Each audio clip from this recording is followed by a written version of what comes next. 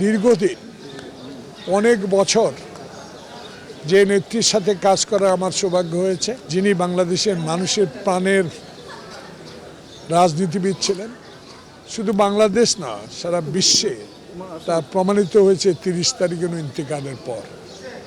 তারই আজকে এই কবরে আমি এলাকা থেকে, যেহেতু আমি মনোনীত ধানের শীষের একজন প্রার্থী 269 নোয়াখালী 2 থেকে, সেখানে আজকে শ্রদ্ধা জানাতে, আল্লাহর কাছে দোয়া চাইতে আমার সহকর্মীদের নিয়ে এসেছি।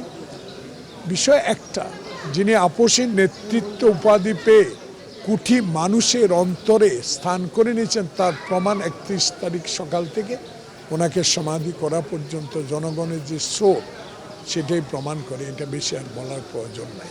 আমরা শুধু এইটুকু আল্লাহর কাছে দোয়া করবো, আল্লাহ পাক যেন তার বেশ নসিব করে, এবং আগামী রাজনীতি 16 বছর যে নেতা দেশের বাইরে থেকে সকল অত্যাচার, অবিচার, ষড়যন্ত্র, মামলা, হামলা সব উপেক্ষা করে বাংলাদেশের জাতীয়তাবাদী শক্তিকে গণতন্ত্রের সপক্ষে কাজ করার সাহস জুগিয়েছেন, উনিও 25 তারিখে যে রাজকীয় সম্মান পেয়েছেন বাংলাদেশের মানুষের, সেটাও আরেকবার প্রমাণ করেছে। বাংলাদেশে 16 বছর পর নির্বাচন থেকে আসা যে নেতাকে মানুষ রাজশীষ সম্বর্ধনা দিয়েছেন, তারই একটা প্রমাণ আপনারা দেখেছেন।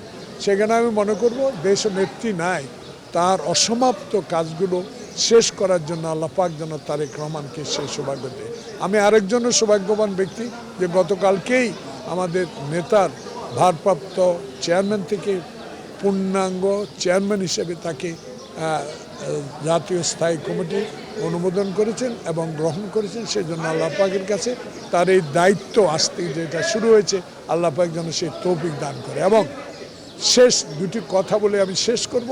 আমাদের প্রিয় নেতা তারেক রহমান বলেছেন, খালেদা জিয়ার শেষ যেখানে শুরু হয়েছে ইন্তেকালের পর, সেটা আমি যেন শুরু করে শেষ করতে পারি। এইটুকু আপনাদের মাধ্যমে জনগণের কাছে বার্তা পৌঁছে দেবেন। আল্লাহ পাক যেন তাকে তৌফিক দেয়, শক্তি দেয়। 16 বছর যে ধৈর্য ধারণ করেছে, বাকিটুকু জীবনে সে ধৈর্য ধারণ করে গণতন্ত্র, সংবিধান, সার্বভৌমত্ব অক্ষুণ্ণ রাখতে পারে। সবাইকে ধন্যবাদ।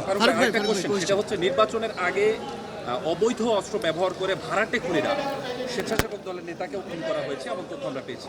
এর আগেও ওসমান হাদিকে হত্যা করা হয়েছে। অনেকেই রাজনৈতিক নেতা বলছেন যে এটি আসলে নির্বাচন বানচালের একটি ষড়যন্ত্র। আপনি আসলে বিষয়টা কিভাবে দেখেন? দেখেন, আমি দীর্ঘদিন একজন রাজনৈতিক কর্মী হিসেবে, একজন মুক্তিযোদ্ধা হিসেবে দেশকে ভালোবাসি, দেশের মানুষকে ভালোবাসি।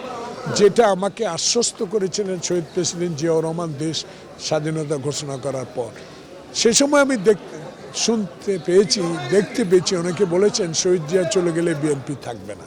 সে খালেদা জিয়া প্রমাণ করে দিয়েছে বিএনপি টিকে ছিল। বিএনপি 2বারই ক্ষমতা এবং 3বারে বিরোধী দলের নেতা ছিলেন।